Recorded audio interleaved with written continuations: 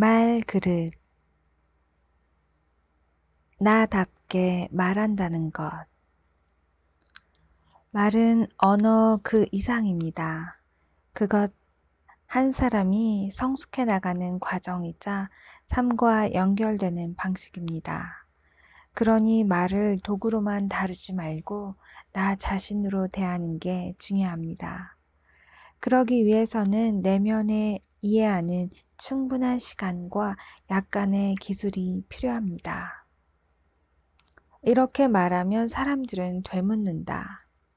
왜 내가 먼저 변해야 하나요? 굳이 성숙한 말하기가 필요할까요? 그렇게 말한다고 뭐가 달라지나요? 이런 도전을 받을 때마다 스스로에게도 되묻게 된다. 말을 건강하게 변화시켜야 하는 이유가 무엇일까? 내달려도 부족한 시간에 멈추어 스스로를 탐색하고 말 그릇을 다듬어야 하는 이유는 무엇일까? 말은 살아있다. 누군가의 마음속에 씨를 뿌려 열매를 맺기도 하고 마음을 더 소란스럽게 만들기도 한다. 외롭게 만들기도 하고 마음의 빗장을 열어젖히기도 한다. 말은 당신과 함께 자라고 당신의 아이들에게로 이어진다. 말은 내가 가진 그 어떤 것보다 내가 어떤 사람인지를 더 정확히 보여준다. 그래서 단단한 말 그릇을 만들기 위해 우리는 노력할 수밖에 없는 것이다. 예전에는 말할 때 늘 주저하곤 했어요. 누군가에게 상처를 줄까봐 자신이 없었거든요. 근데 이제는 제법 편안하게 말할 수 있게 됐어요. 무엇보다도 제가 사용하는 말이 저와 잘 어울리는 것 같아서 기뻐요. 말이 나다워지는 것을 느껴요. 말 그릇을 다듬은 사람은 관계의 깊이가 달라진다. 사람들과의 만남이 이전보다 편안해지고 이야기를 들어주고 위로하고 공감하는 역할도 기꺼이 해내게 된다. 무엇보다 스스로를 꽤 괜찮은 사람으로 여기게 된다. 말그릇을 향한 노력을 멈추지 않는다면 그것은 어느 순간 단단한 자존감이 되어 자신에게 선물처럼 되돌아올 것이다. 감정에 서툰 사람들, 자신의 감정과 어울려 살지 못하면 자신과 대화하는 것은 물론 다른 사람들과 대화하고 어울리는 것에도 서툴 수밖에 없다. 감정을 정확하게 알지 못하니 엉뚱한 곳에서 감정이 넘치고 말이 샌다. 얼마 전 함께 대화를 나누었던 회사원도 그랬다. 후배 한 놈 때문에 아주 죽겠습니다. 후배라고 처음 들어와서 좀 키워보겠다고 공을 들였거든요. 모르는 것도 하나하나 일러주고 실수에도 눈 감아주면서 기회를 여러 번 줬는데 입사한 지가 언제인데 아직도 제대로 일을 못해요. 실력이 늘만한데도 한데 당최 나아지질 않아요. 제가 언제까지 뒤를 봐줘야 하냐고요. 그는 화가 많이 나 있었다. 얼마 전에는 후배에게 도대체 입사한 지가 언젠데 이것밖에 못하냐? 다른 일 알아봐야 하는 거 아니야? 라고 말해버렸다. 순간적으로 감정 조절을 못한 것은 맞지만 너무 화가 나서 참을 수가 없었다고 털어놓았다. 일단 나는 그에게 이런 질문을 던졌다. 그때 후배를 보면서 어떤 감정을 느끼셨나요? 화가 나죠. 참을 수가 없더라고요. 네. 그럼 화를 내면서 얻고 싶으셨던 건 무엇이었나요? 얻고 싶은 것이요? 후배가 긴장도 좀 하고 정신 차리면서 일하기를 바랐죠.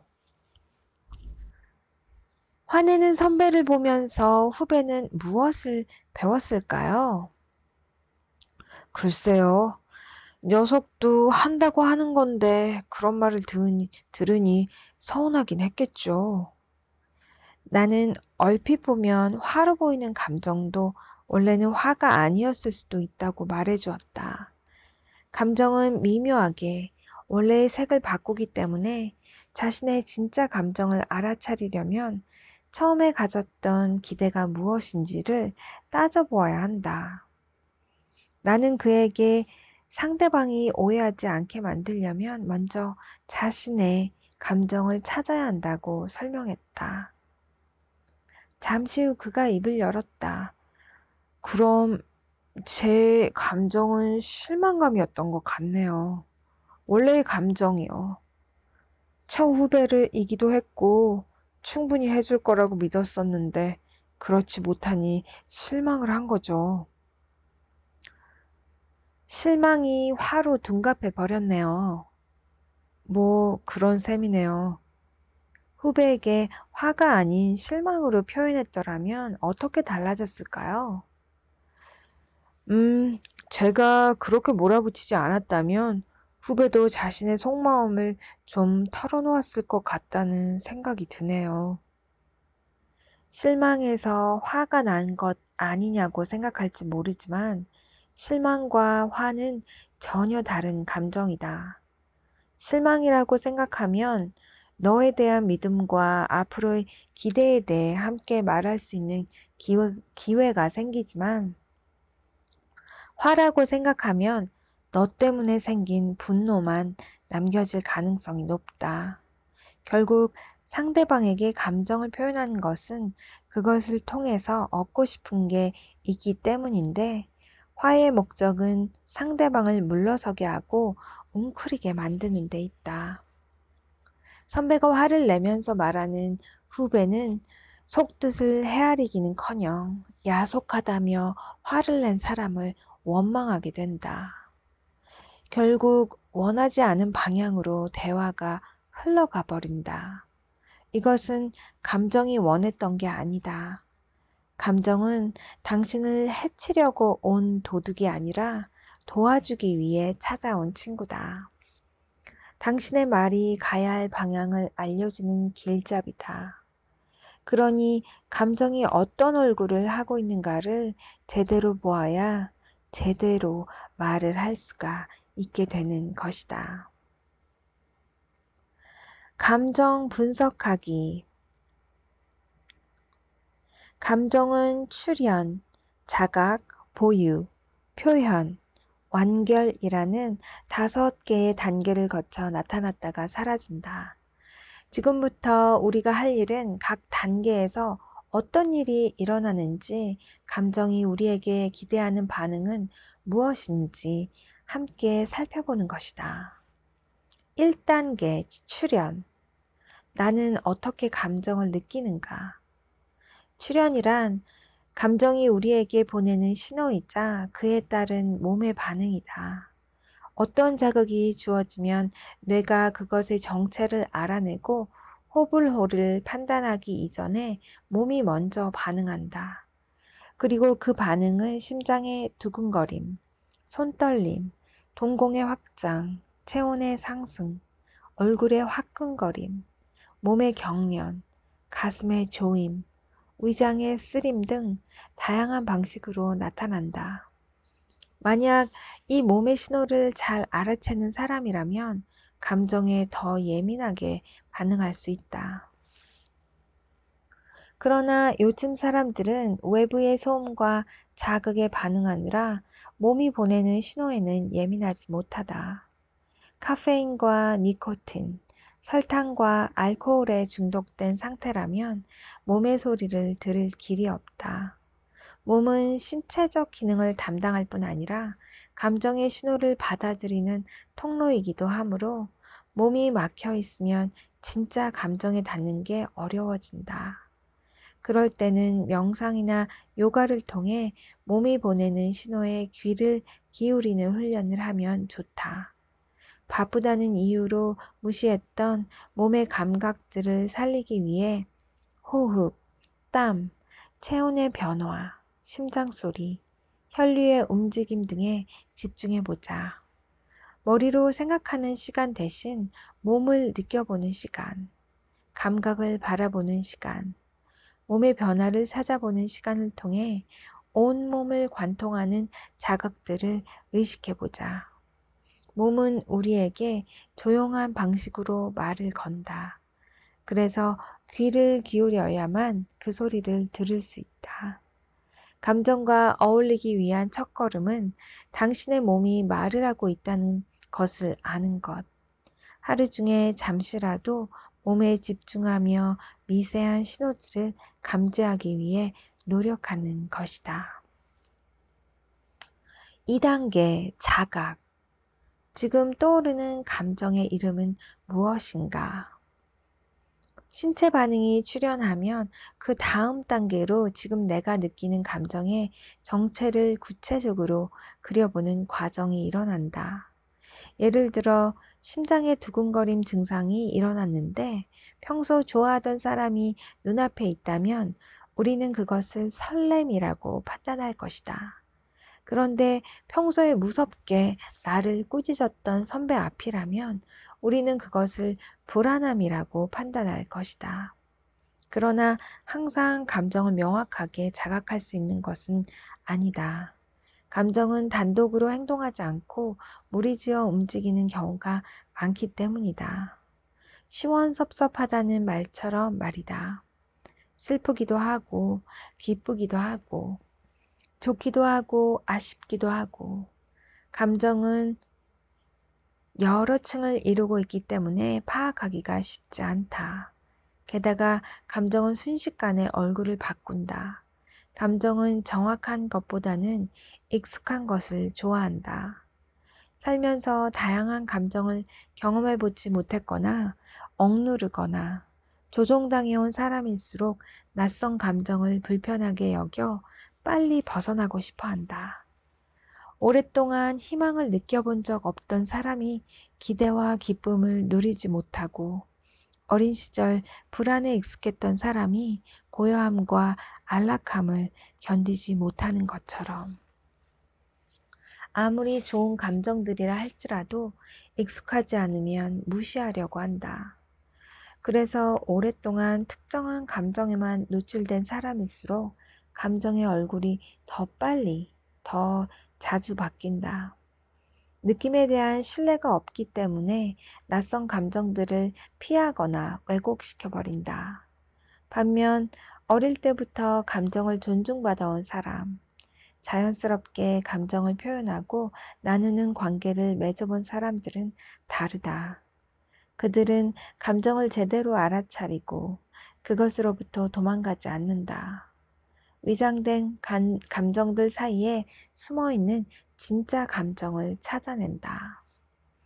진짜 감정을 찾는 것이 중요한 이유는 그 안에 말하고 싶은 핵심이 있기 때문이다.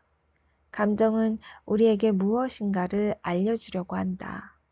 감정의 이면을 잘 살펴보면 전하고 싶은 속내, 간절히 바라는 욕구, 이루고 싶은 목표들이 숨겨져 있다. 어떤 감정의 문을 여는가에 따라 그것과 닮은 말이 따라온다. 따라서 마음과 다른 말을 하지 않기 위해서는 복잡한 감정들 사이에서 진짜 감정을 인식하는 연습이 필요하다. 얼마 전 후배와 식사를 하고 있는데 후배의 엄마로부터 전화가 걸려왔다. 전화를 받은 후배는 옥신각신 하더니 됐다고 내가 알아서 해요 하는 말로 대화를 마무리하더니 고개를 숙인 채 전화기를 만지작거렸다. 무슨 일 있어? 아니요. 자꾸 음식을 해서 보낸다잖아요. 잘 먹지도 않는데. 그랬구나. 그 말을 들을 때 기분이 어땠는데? 죄송하죠. 몸도 안 좋으신데. 아, 짜증난 게 아니라 죄송한 거였구나. 네? 아, 제가 짜증내는데 익숙해졌나 봐요. 후배는 고마움과 미안함 대신 짜증이라는 감정의 문을 열었다. 짜증의 문고리를 돌리고 나니 그 감정에 맞는 단어와 말투가 뒤따라 나왔다. 만약 후배가 엄마, 음식 보내지 마요. 자취하면서 안 챙겨 먹을까봐 걱정하시는 건 알아요. 근데 엄마가 몸도 안 좋잖아. 보내주셔도 제가 잘 안 먹게 되니까 미안해서 그래. 엄마 걱정 안 하게 제가 스스로 잘 챙길게요. 하고 진짜 감정을 전했다면 관계는 어떻게 달라졌을까? 그 전화를 끊고 나서 엄마는 어떤 마음으로 하루를 보내게 됐을까? 무뚝뚝한 아버지 밑에서 감정을 절제하며 살았던 아들이 아버지에게 진심을 말하려면 어떻게 해야 할까? 일단 먼저 자신의 진짜 감정을 알아차려야 한다. 그 핵심 감정을 의식하지 않으면 두 사람 사이에 자리 잡은 익숙한 감정을 따라 결국 똑같은 대화를 반복하게 된다. 어색하고 쑥스러워서 그런 말을 못하겠다고 손사래를 치지만 그것 역시 부끄러움이라는 익숙한 감정에만 귀를 기울이고 있다는 뜻이다. 숨바꼭질 중인 감정을 찾아내야만 마음속에 말을 할 수 있다. 적어도 후회하는 말을 줄일 수 있다. 감정을 제대로 다루지 못하는 사람일수록 욱하며 반응하거나 좋아 혹은 싫어, 편안해 또는 불편해로 감정을 이분화한다. 대화 중에 감정을 지각하는 능력을 키우려면 3초 동안 진짜 감정을 찾는 연습이 필요하다. 나는 이것을 잠시 멈춤 질문이라고 부른다. 감정이 출현한 그 순간 3초 동안 아래 질문을 되새기며 스스로에게 답하는 것이다. 지금 이것은 어떤 감정일까?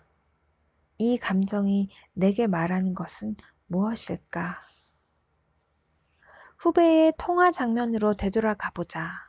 후배는 엄마의 전화를 받으면서 감정의 출현을 감지한다. 미간이 좁혀지고 한숨이 나는 등등. 동시에 여러 감정들이 하나의 덩어리가 돼서 쏟아지기 시작한다. 이때 습관적으로 정말 또? 하며 짜증을 내기 전에 3초만 이런 질문을 던져본다면 아마 전혀 다른 결과가 나타날 것이다. 지금 이것은 어떤 감정일까? 짜증인가? 미안함인가? 아니면 고마움? 죄책감? 이 감정이 내게 말해주는 것은 무엇일까? 음식을 버리고 나면 엄마한테 미안하고 죄책감이 든다. 그것이 나를 불편하게 한다. 하지만 엄마는 나를 걱정해서 그러는 거니까 상처받지 않게 그 부분을 설명해야겠다. 이 방법을 이용하면 인식할 새 없이 흘러가 버리는 감정을 객관화시켜서 찬찬히 바라볼 수 있게 된다. 더불어 본질적인 메시지에 집중할 수 있게 된다. 당신은 하루에 몇 가지의 감정을 알아차리는가? 의식하지 않고 그대로 쏟아내는 습관적인 감정은 무엇인가? 서운함과 당황스러움을 어떻게 구분하고 느끼는가? 짜증과 불안의 감정을 명확히 다르게 인식하는가? 위의 질문에 답하기 위해서는 감정에 관심을 가지고 이름표를 달아주는 연습이 필요하다. 처음에는 낯설겠지만 가까이 지내고 싶은 친구의 이름도 모르면서 친해질 수는 없는 노릇이다. 3단계 보유. 어떻게 감정을 보관하고 조절하는가? 다음은 감정을 보유하는 단계다. 알아차린 감정을 무작정 쏟아내지 않고 말 그릇 안에 보관하기 위해서는 감정에 압도당하지 않으면서 스스로를 진정시키는 능력이 필요하다. 감정을 주체하지 못하는 사람들은 부정적인 감정이 느껴지면 다 네 탓이야 라고 남을 원망하거나 반대로 다 내 잘못이야 하며 자책감으로 무너지기 쉽다.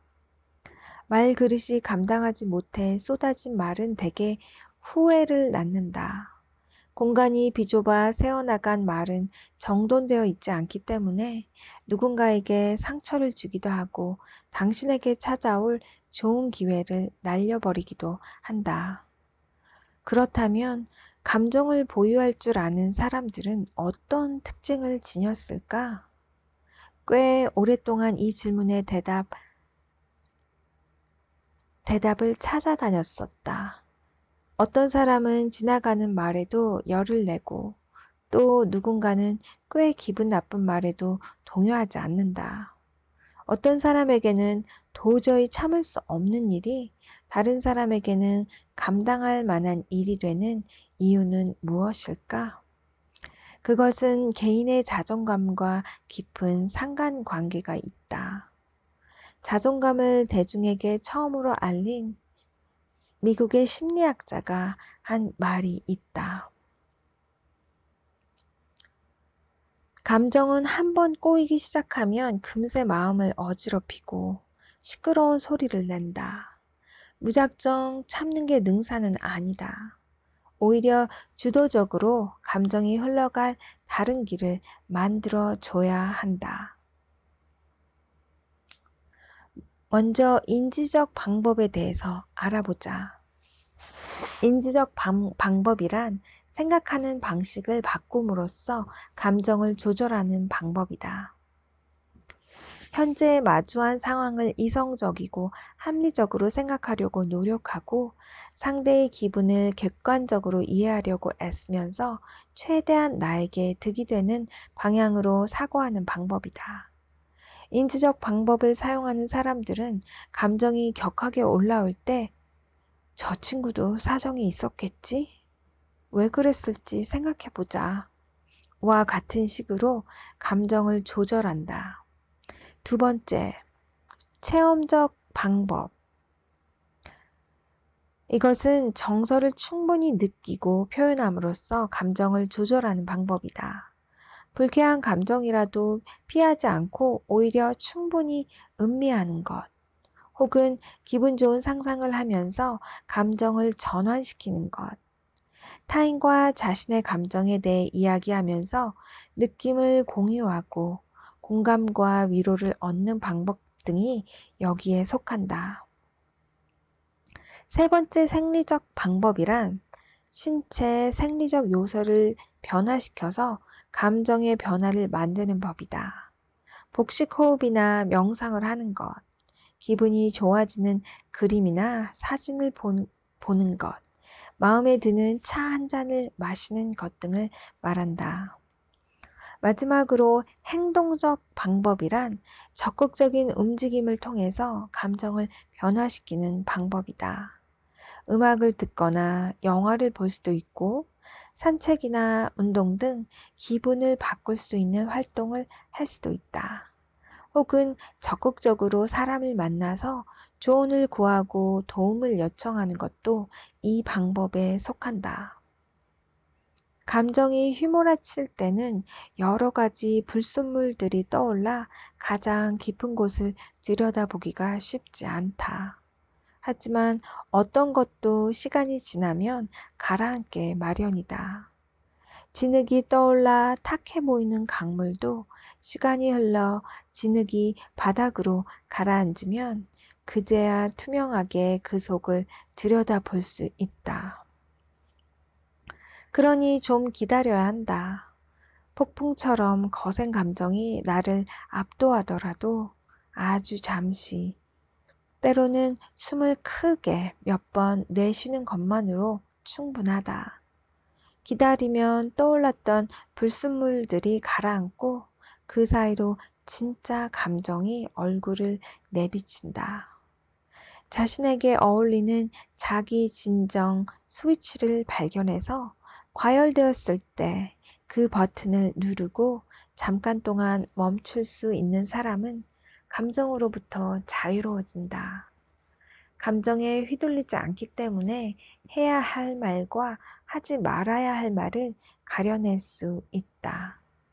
내 감정과 상대방의 감정 뒤에 숨은 마음을 알아보고 가장 적절한 말을 선택할 수 있게 된다. 4단계 표현. 감정을 어떻게 말로 표현할 수 있을까? 이제는 보유한 감정을 언어와 비언어적인 표현하는 단계를 알아보자. 여기서 핵심은 원래 감정을 훼손시키지 않고 적절한 말로 전달해야 한다는 것과 상대가 이해할 수 있는 메시지로 표현해야 한다는 것이다. 예를 들어 서운해 라고 말하면서 목소리가 높아지고 매섭게 눈을 흘긴다면 그것은 서운함에 맞는 표현이 아니다. 마음을 알아달라는 눈빛과 호소하는 목소리로 말할 때 비로소 그것은 서운하다는 감정과 어울리게 된다. 감정 표현이 서툰 사람들은 보드라운 감정도 송곳 같은 말로 전달한다. 고마워, 네 덕분이야 라고 말하면서 미소 지으면 그만인데 민망하다는 핑계로 그 정도는 누구나 할 수 있는 거 아니야? 하고 말한다. 혹은 무척 속상했어. 앞으로는 조심해줬으면 좋겠어. 하고 깔끔하게 말하면 그만인데 그것을 못해서 너 같으면 기분이 좋겠니? 라고 정도를 넘어선 말을 한다. 원래 감정을 정확하게 표현한다는 것은 어떤 의미일까? 이런 상황을 떠올려 보자. 오늘 당신은 고객 앞에서 중요한 프레젠테이션을 진행하기로 되어 있다. 그런데 현장에서 발표하려고 보니 중요한 자료 하나가 보이질 않는다. 후배가 빠뜨린 것이다. 그럭저럭 끝마치기는 했는데 프레젠테이션을 하는 내내 마음이 좋지 않았다. 당황스럽고 불안했으며 동시에 직접 다시 확인해보지 않은 것이 못내 후회스러웠다. 그런 상황에서 당신은 후배에게 어떤 말을 하게 될까? 첫 번째 유형. 야, 너 정신 있니 없니? 얼마나 중요한 자료인지 몰라? 그거 준비하느라 고생한 사람들이 몇 명인데 도대체 무슨 정신머리로 일을 하니? 두 번째 유형. 괜찮아. 그럴 수도 있지 뭐. 세 번째 유형. 아, 정말 당황스러웠어. 중요한 자료인데 빠져 있어서 얼마나 마음 졸였는지 몰라. 너도 놀랐지? 하지만 다시는 이런 일이 생기면 안 돼. 그때는 지금처럼 그냥 넘어가지 않을 거야. 우리 다음부턴 이런 일 생기지 않도록 미팅 전에 한 번 더 확인하고 서로 교대로 체크하자. 알았지? 첫 번째 유형은 폭포수형이다.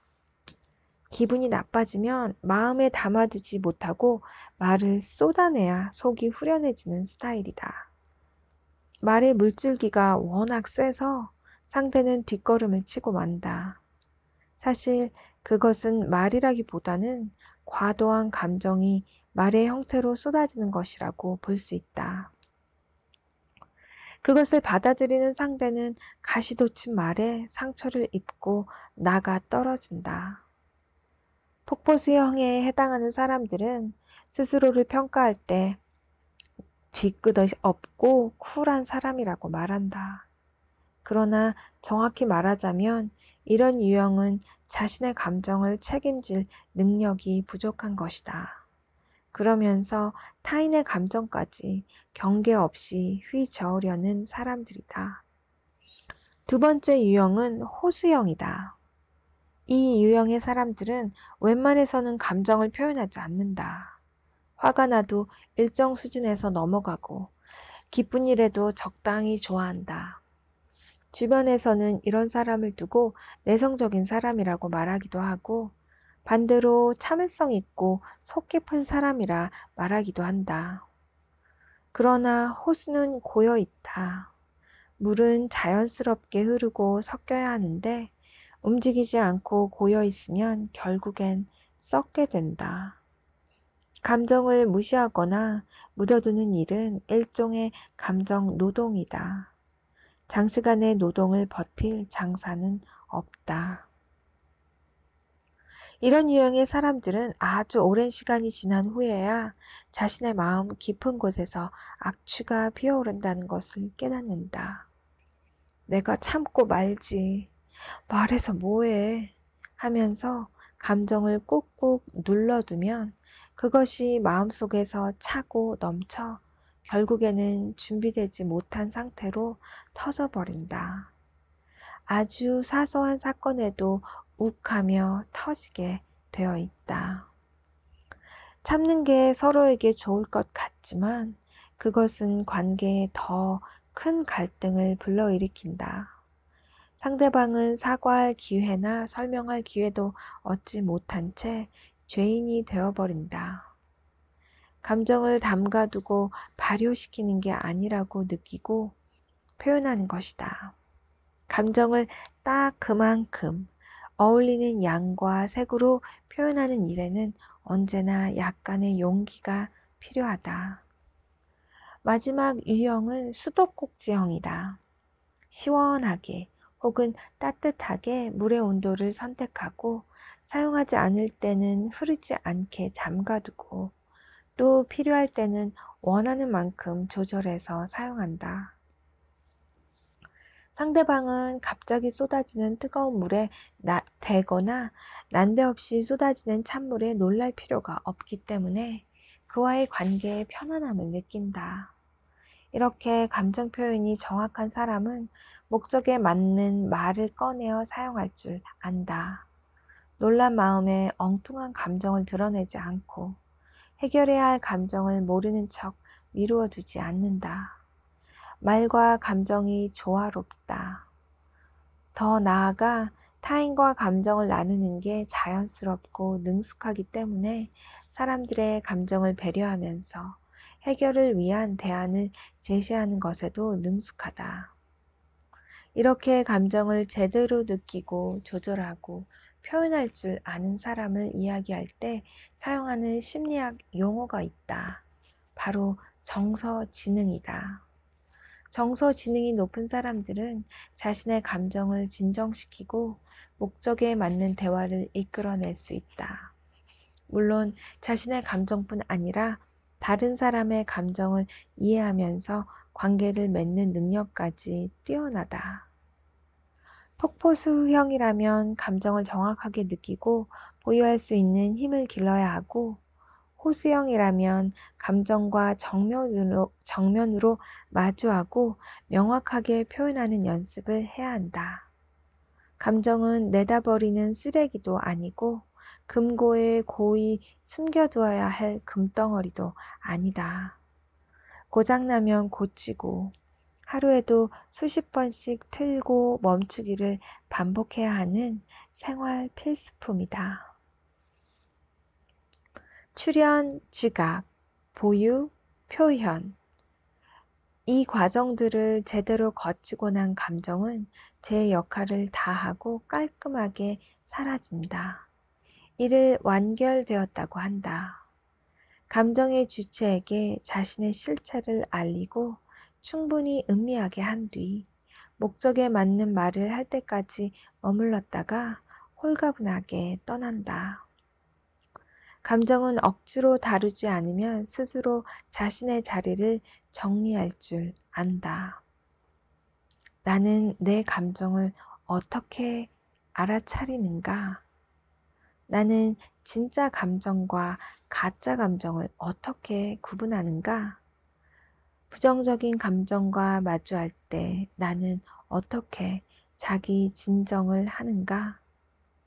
나는 감정에 알맞은 말을 사용해서 표현할 줄 아는가? 이 질문들을 자신에게 해보도록 하자. 감정은 선물이다. 감정을 다루게 되면 내면의 솔직함과 자연스러움이 깃든다. 어색함과 억지스러움이 사라진다. 대화 중 생겨나는 감정이 부담스럽다고 피하거나 불필요한 방어나 공격을 하지 않게 된다. 감정을 신뢰하게 되면 말의 군더더기가 사라진다. 보유하고 표현하는 힘이 길러지면서 내면과 외면이 일치하게 된다. 그래서 당신의 말에 생기가 감돈다. 물론 타인의 감정도 기꺼이 껴안을 수 있게 된다. 감정 다루기가 서툰 사람들의 마음을 알아주고 감정 조절이 힘든 사람을 기다려주고 표현이 미숙한 사람에게 좋은 본보기가 되어준다. 감정을 다룰 수 있다는 것은 불필요한 감정을 느끼지 않고 과잉된 감정을 짊어지지 않는다는 말이기도 하다. 그래서 예전보다 가벼운 마음으로 더 많은 사람들을 대할 수 있게 된다. 감정을 다룰 수 있는 사람들이 하는 말에 예시가 있다. 내가 실수했어. 진심으로 미안해. 그렇게 말하니 부끄럽네. 내가 한 번 더 생각해야겠어. 갑작스러운 부탁이라 당황스럽지? 미안해. 이 부탁은 들어주기 어렵겠어. 축하해. 나도 기쁘다. 정말 부러워. 하지만 감정에 서툰 사람들이 하는 말의 예시는 너라면 달랐을 것 같아? 다 알면서 말을 꼭 그렇게 해야 돼? 상대방의 불편한 표정을 모른 척하며 괜찮지? 왜 자꾸 나한테만 말해? 잘 됐네. 그런데 요즘 그런 포상쯤이야. 감정의 종류는 생각보다 많다. 감정을 표현하는 다양한 단어들을 찾아보고 잠시 멈춤 질문을 통해 찰나의 감정을 음미해보자. 알아차린 감정에 이름을 붙여보고 그것이 진짜인지 위장된 것인지 알아보자. 어떤 감정이 자연스럽고 어떤 감정이 불편하게 하는지 느껴보자. 무엇이 나를 견딜 수 없게 하는지도 알아보자. 감정은 생존과 번영을 위해 대가 없이 주어진 선물이지만 건강한 상태로 잘 사용하려면 약간의 관심이 필요하다. 당장 덤벼들기보다는 평생의 친구를 대하듯이 조금씩 그렇게 알아가는 것이 좋다. 살면서 느끼는 다양한 감정에 마음을 열어두자. 감정을 골라 편애하지 말고 감정의 창문을 활짝 열어두자. 감정이 나를 위협할까봐 창을 꼭꼭 닫아도 그것마저도 불안해서 사람들은 피해 꼭꼭 숨어 있어도 감정은 어차피 나를 찾아온다. 그러니 피하지 말자. 인생에서 겪게 되는 다양한 경험을 기꺼이 받아들이자. 그럼에도 불구하고 어떤 감정을 유독 견디기 힘들다면 그것은 그 감정이 과거의 특정 기억과 맞물려 있기 때문일 수도 있다. 기억에 각인된 어떤 사건이 지금까지도 당신에게 영향을 미치고 있는 것인지도 모른다. 아무리 노력해도 감정을 조절하기 어렵고 벌겋게 부어오른 마음이 진정되지 않는다면 이제는 자신의 머릿속에 각인되어 있는 공식들을 살펴보아야 할 것이다. 말은 이렇게 여러 가지 그릇으로 그렇게 다르게 나올 수 있기 때문이다.